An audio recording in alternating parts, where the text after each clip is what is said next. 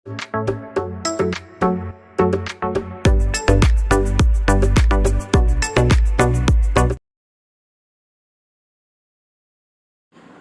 ഏവർക്കും study Nifty മലയാളത്തിന്റെ daily market ന്യൂസിലേക്ക് സ്വാഗതം. ഇന്ന് മെയ് 12 തിങ്കളാഴ്ചയാണ്. ആദ്യം തന്നെ പറയാനുള്ള പ്രധാനപ്പെട്ട ഒരു വാർത്ത ഇന്ത്യയും പാകിസ്ഥാനും തമ്മിലുള്ള വെടിനിർത്തൽ സംബന്ധിച്ചിട്ടുള്ളതാണ്.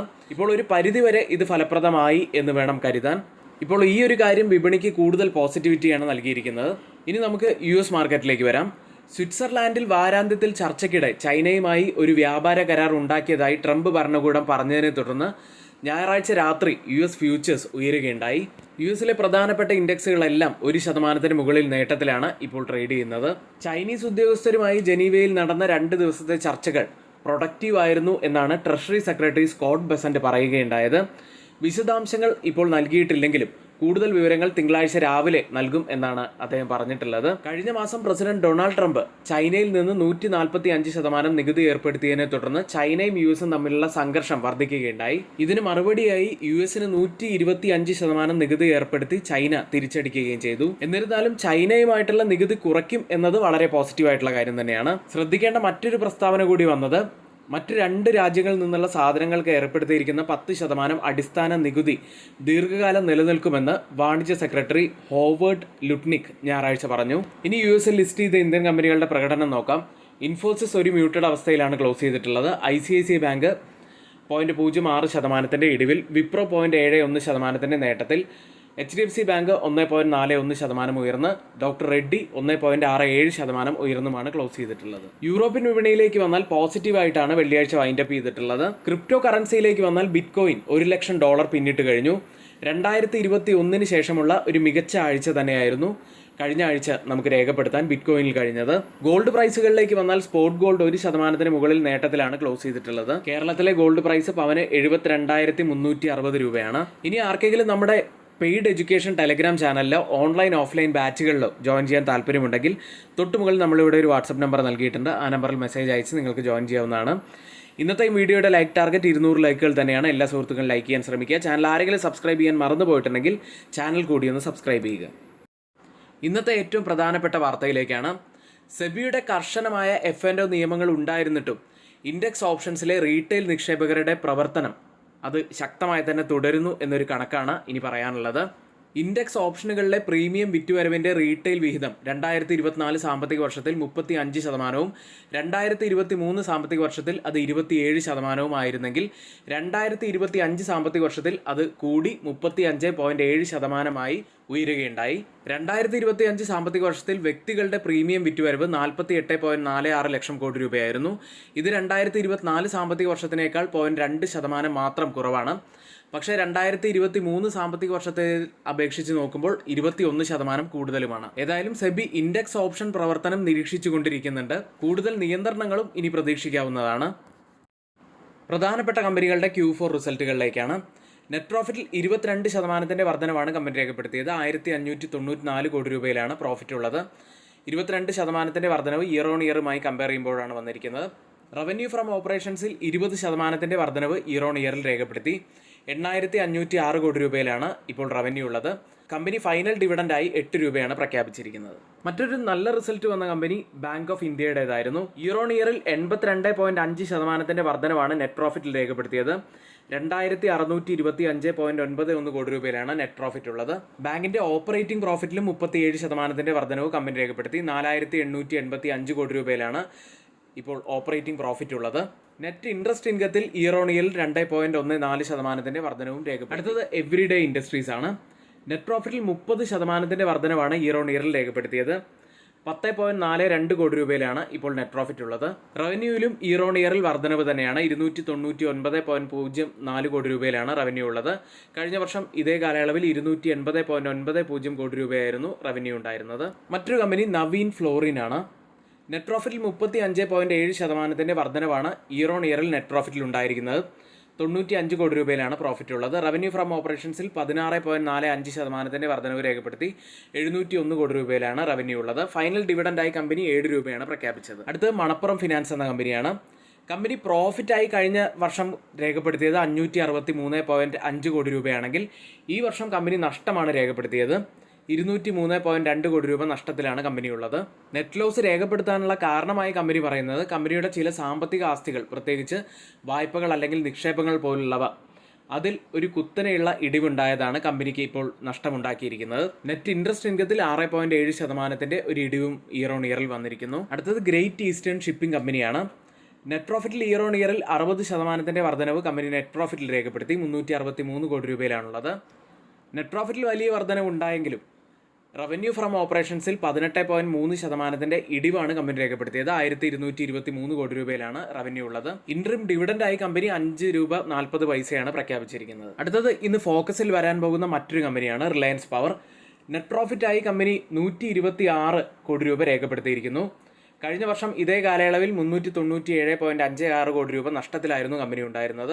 ടോട്ടൽ ഇൻകത്തിൽ ഒരു ഇടിവ് വന്നിട്ടുണ്ട്. ടോട്ടൽ എക്സ്പെൻസിലും ഒരു ഇടിവ് വന്നിരിക്കുന്നു. ഇന്ന് F&O സെഗ്മെന്റിൽ ബാനായ സ്റ്റോക്കുകൾ CDSL, Manappuram finance, RBL bank തുടങ്ങിയവയാണ്. ഇന്ന് റിസൾട്ട് വരുന്ന പ്രധാനപ്പെട്ട കമ്പനികളുടെ പേര് മാത്രം ഒന്ന് പറയാം. ബാക്കിയുള്ള കമ്പനികളുടെ ലിസ്റ്റ് നമ്മളിവിടെ സ്ക്രീനിൽ കൊടുക്കുന്നുണ്ട്. Bajaj Electronics, Care Ratings, Chalet Hotels, Happiest Minds Tech, JM Financial, Jyoti Labs, Krishna Institute of Medical Sciences, KRN Heat Exchanger, Morepen Lab, PG Electroplast, Raymond Life Science, Sagar Cements, സാഗിൾ പ്രീപെയ്ഡ് ഓഷ്യൻ, വിജയ ഡയഗ്നോസ്റ്റിക്സ് തുടങ്ങിയവയാണ്. ഇനി മറ്റൊരു കാര്യം പറയാനുള്ളത്, മാർക്കറ്റ് വലിയ വൊളറ്റാലിറ്റിയിലൂടെയാണ് ഇപ്പോൾ സമീപ ദിവസങ്ങളിലായിട്ട് കടന്നുപോയിക്കൊണ്ടിരിക്കുന്നത്. നമുക്ക് ശനിയാഴ്ച അറിയാം, നല്ലൊരു ഗ്യാപ് ഡൗൺ ഓപ്പണിംഗ് ആണ് നമുക്ക് ലഭിച്ചത്. നല്ല രീതിയിൽ മാർക്കറ്റ് ഡൗൺ ആവുകയുണ്ടായി. ഇന്ന് ഇന്ത്യ പാകിസ്ഥാൻ യുദ്ധവുമായി ബന്ധപ്പെട്ട് മാർക്കറ്റ് ഒരു റിക്കവറിക്കുള്ള സാധ്യതകൾ കാണിച്ചുകൊണ്ടിരിക്കുന്നുണ്ട്. അപ്പോൾ ഇത്തരത്തിൽ ടഫായിട്ടുള്ള മാർക്കറ്റ് സിറ്റുവേഷനുകളാണ് ഇപ്പോൾ നമുക്കുള്ളത്. അതുകൊണ്ട് ശ്രദ്ധാപൂർവ്വം മാത്രം നിങ്ങൾ ട്രേഡ് എടുക്കാൻ ശ്രമിക്കുക. കൂടാതെ സ്റ്റോക്ക് മാർക്കറ്റിനെ കുറിച്ച് കൂടുതലായി പഠിച്ചതിന് ശേഷം മാത്രം ട്രേഡുകൾ എടുക്കുക. നിങ്ങൾക്ക് നമ്മുടെ ഓൺലൈൻ ബാച്ചുകളിൽ ജോയിൻ ചെയ്യാൻ താല്പര്യമുണ്ടെങ്കിൽ തൊട്ടുമുകളിൽ നമ്മളിവിടെ ഒരു വാട്സപ്പ് നമ്പർ നൽകിയിട്ടുണ്ട്. ആ നമ്പറിൽ മെസ്സേജ് അയച്ച് ജോയിൻ ചെയ്യാവുന്നതാണ്. സ്റ്റോക്ക് മാർക്കറ്റിൻ്റെ ബേസിക് ആയ കാര്യങ്ങൾ മുതൽ ഫണ്ടമെൻ്റൽ അനാലിസിസ്, ടെക്നിക്കൽ അനാലിസിസ്, കൂടാതെ സ്റ്റോക്ക് മാർക്കറ്റിൽ നമ്മൾ വാച്ച് ചെയ്യേണ്ട പ്രധാനപ്പെട്ട കാര്യങ്ങൾ, ട്രേഡിംഗ് വ്യൂ എങ്ങനെ ഉപയോഗിക്കണം, എങ്ങനെ സെറ്റപ്പ് ചെയ്യണം, ഗ്ലോബൽ മാർക്കറ്റുകൾ എങ്ങനെ വാച്ച് ചെയ്യണം, അങ്ങനെ ഒരുപാട് കാര്യങ്ങളിലൂടെ കടന്നു പോകുന്ന ക്ലാസ്സുകളാണ് ഇതെല്ലാം. ആർക്കെങ്കിലും ജോയിൻ ചെയ്യണമെന്നുണ്ടെങ്കിൽ തൊട്ടുമുകളിലെ ആ നമ്പറിൽ മെസ്സേജ് ചെയ്യുക.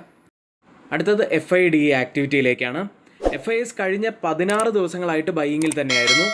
എന്നാൽ കഴിഞ്ഞ 17ാമത്തെ ദിവസം അവർ സെല്ലിങ്ങിലേക്ക് പോയി. 3799 കോടി രൂപയ്ക്കാണ് അവർ സെല്ല് ചെയ്തത്. പക്ഷേ DISന്റെ ഭാഗത്തു നിന്നും വലിയ ബൈയിങ് ആണെന്ന് കണ്ടത്.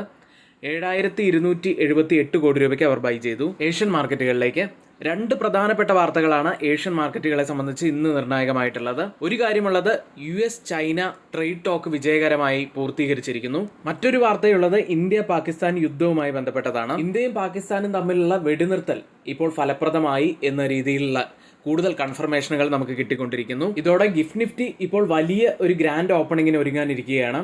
ഗിഫ്റ്റ് നിഫ്റ്റി ഇപ്പോൾ ഉള്ളത് 24,555 എന്ന നിലയിലാണ്.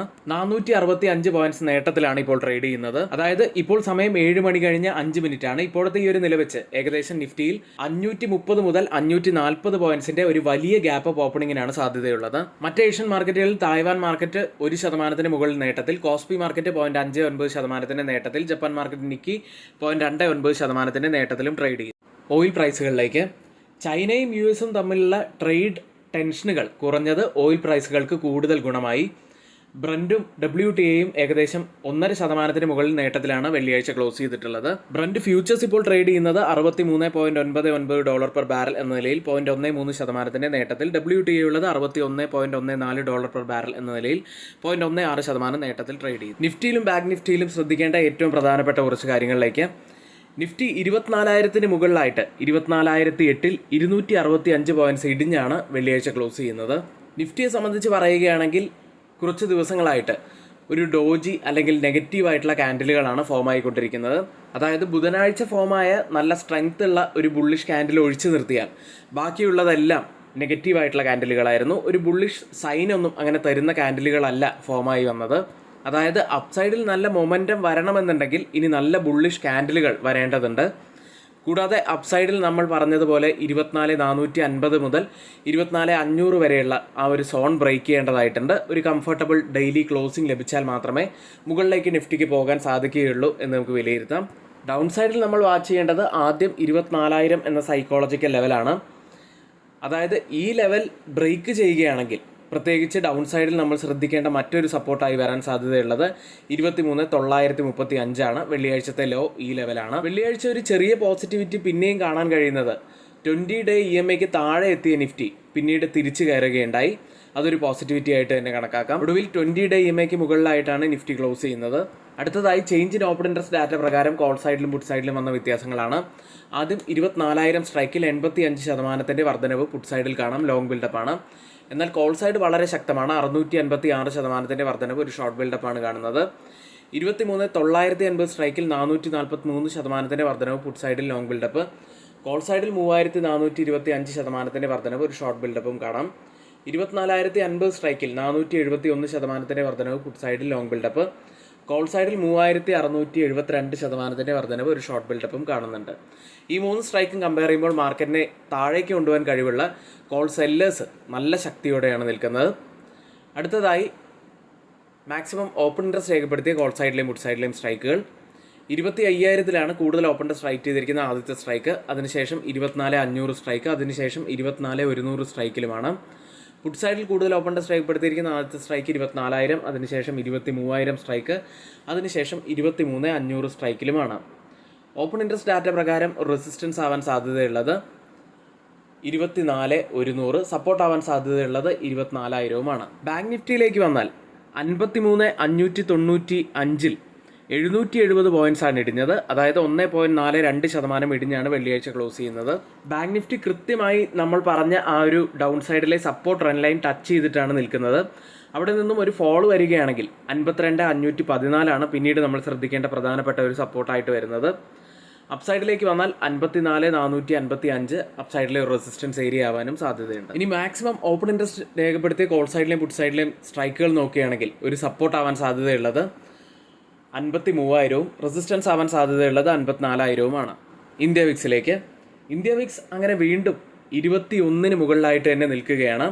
21.63 3% ഉയർന്നാണ് ഇന്ത്യ വിക്സ് വെള്ളിയാഴ്ച ക്ലോസ് ചെയ്തിട്ടുള്ളത്. ഇനി മറ്റൊരു കാര്യം പറയാനുള്ളത്, ആർക്കെങ്കിലും നമ്മുടെ paid education Telegram channel join ചെയ്യാൻ താല്പര്യമുണ്ടെങ്കിൽ തൊട്ട് മുകളിൽ നമ്മളിവിടെ ഒരു വാട്സപ്പ് നമ്പർ നൽകിയിട്ടുണ്ട്. ആ നമ്പറിൽ മെസ്സേജ് അയച്ച് നിങ്ങൾക്ക് ജോയിൻ ചെയ്യാവുന്നതാണ്. ഇനി നമ്മുടെ ടെലഗ്രാം ഗ്രൂപ്പിനെ കുറിച്ച് കൂടുതലായി അറിയണമെന്നുണ്ടെങ്കിൽ നിങ്ങൾക്ക് ഞങ്ങളുടെ വാട്സപ്പ് ഗ്രൂപ്പിലും ജോയിൻ ചെയ്യാവുന്നതാണ്. വാട്സപ്പ് ഗ്രൂപ്പിൻ്റെ ലിങ്ക് കമൻറ്റ് ബോക്സിൽ നമ്മൾ പിൻ ചെയ്തിട്ടുണ്ട്.